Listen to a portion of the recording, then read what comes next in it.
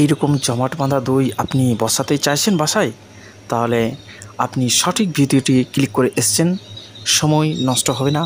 এই সম্পূর্ণ ভিডিওটি স্কিপ না করে দেখতে থাকুন, প্রত্যেকটা স্টেপ বাই স্টেপ ফলো করুন, তাহলে আপনি সহজেই শিখে যাবেন কিভাবে দই বসালে বাড়িতে এই রকমই শক্ত জমাট বাঁধা একদম মাখনের মতো দই আপনি পেতে পারেন বাসায়।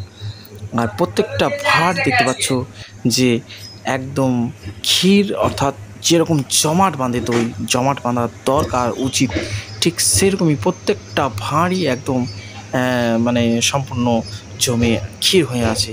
আর বাঙালি ভুরিব যে দই থাকবে না এমন কথা। ইন্ডিয়ান ভিলেজ কুকিংয়ে সকলকে স্বাগত। তো গাইস, 30 লিটারের অধিক দুধ আমরা এই ছাকনা দিয়ে প্রথমে ছেঁকে একদম আমাদের যে ডেকচি রয়েছে বড় পাত্র, এই পাত্রে আমরা ঢেলে নিচ্ছি।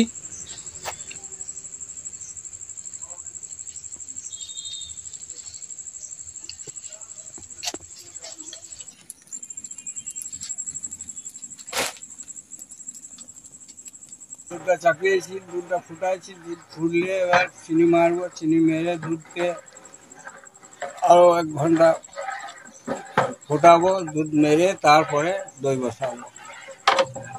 আর চিনিটা কখন দেবো? চিনি ফুটবে কিছুক্ষণ, দুধটা মরার পর। এরকম কতক্ষণ নাড়বে? 1 ঘন্টা। 1 ঘন্টা এরকম করে নাড়বে? আচ্ছা, বেশ। দুধ যতক্ষণে রেডি হচ্ছে, দ্বিতীয় কাজ হচ্ছে আমাদের এই পাত্রগুলি, অর্থাৎ এই মাটির ভাঁড় নির্বাচন করা। এই মাটির ভাঁড় নির্বাচন না করতে পারলে দই কিন্তু জমবে না। আর এগুলি পরিষ্কার পরিচ্ছন্ন করে একটি সমতল জায়গায় সুন্দরভাবে গুছিয়ে সাজিয়ে নেওয়াই একদম বেটার। তার কারণ হচ্ছে দুধ দেওয়ার সময় দুধটা যাতে পড়ে না যায়।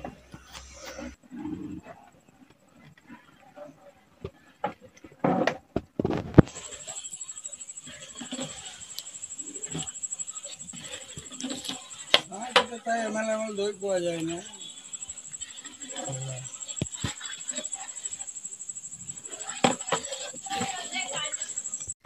আরো কোন কষ্ট হলে কষ্ট তো জানাই না।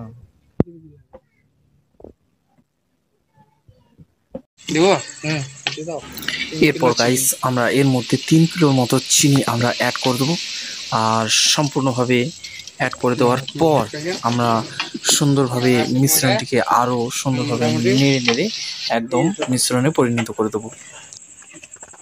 থাকার পর কি না মায়ের মতো ওই খানের মতো হয়ে পরে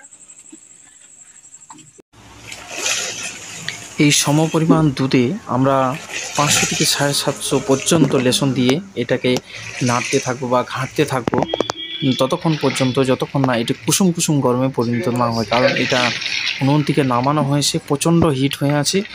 আর এই অবস্থাতেই এই মিশ্রণটি দেওয়া একমাত্র উপযুক্ত। আর এটা না করলে কিন্তু দই জমবে না, এইটা অবশ্যই মাথাতে রাখতে হবে। লেসনটা দিয়ে ঠিক এইভাবে নাড়তে থাকতে হবে কতক্ষণ না, 15 থেকে 20 মিনিট। 15 থেকে 20 মিনিট নাড়তেই হবে এইভাবে।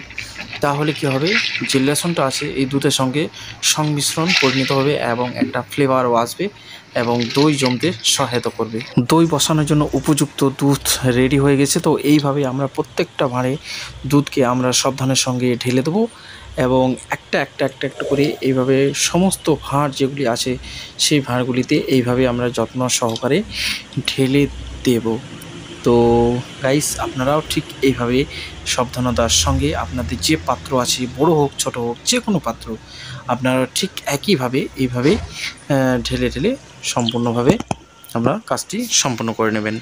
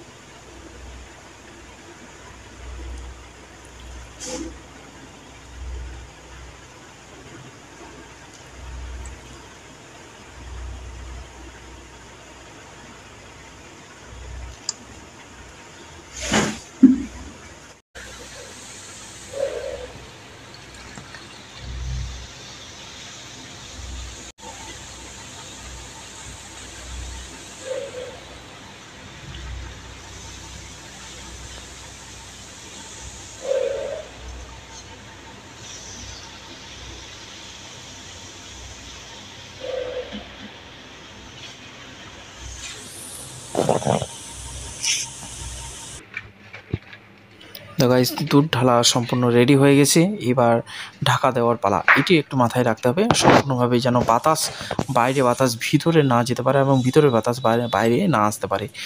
তার জন্য আমাদের কী করতে হবে, ভালোভাবে চারিদিক একদম সুন্দরভাবে তোমাদের সুতলির বস্তা আছে, চটের বস্তা আছে, এগুলি পরিষ্কার পরিচ্ছন্ন বস্তাগুলি তার উপরে একটু ঢেকে দিতে হবে। আর বস্তাগুলি অবশ্যই হতে হবে একদম পরিষ্কার জীবাণুমুক্ত, কারণ এই জীবাণুমুক্ত অবশ্যই থাকা দরকার।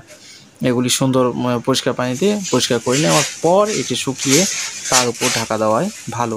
এটা চটের দেওয়া হলো প্রথম লেয়ারটা, তারপর দেওয়া হচ্ছে প্লাস্টিকের লেয়ার, এরপর দেওয়া হবে সুতলির বস্তা, অর্থাৎ আমরা অনেকে কী বলি, অনেকেই বলে এইভাবে সুতলির বস্তা। এই সুতলির বস্তা দেওয়ার পর একদম সুন্দরভাবে চারিদিক দেখে নিতে হবে, যেন বাইরের বাতাস ভিতরে না আসে এবং ভিতরের বাতাস বাইরে না যায়। অর্থাৎ এবার যে রুমে, আর একটা গুরুত্বপূর্ণ কথা হচ্ছে, যে রুমে আপনি এটা রাখবেন বা কিচেন রুমে হোক বা অন্য কোনো, যেন সেখানে কোনো রকমের ফ্যান যেন না চলে, অর্থাৎ ফ্যান বন্ধ রাখতেই হবে, কোনো রকমের বাতাস দেওয়া চলবে না। তো গাইস এবার ফাইনাল রেজাল্ট হচ্ছে যে দইটা জমেছে কিনা বা বসেছে কিনা। তো গাইস আপনাদের চোখের সামনেই রেডি, তো দেখতে পাচ্ছেন কেমন সুন্দর জমে উঠেছে আর দই একদম মাখনের মতো লাগছে। তো গাইস ভিডিওটি যদি একটুকু ভালো লেগে থাকে তাহলে অবশ্যই চ্যানেলটিকে সাবস্ক্রাইব করে পাশে বেল আইকনটি অন করে দেবেন। তো গাইস দই এবার টক মিষ্টি দই টেস্ট করে নেবো। বিসমিল্লাহির রহমানির রহিম। বিসমিল্লাহ।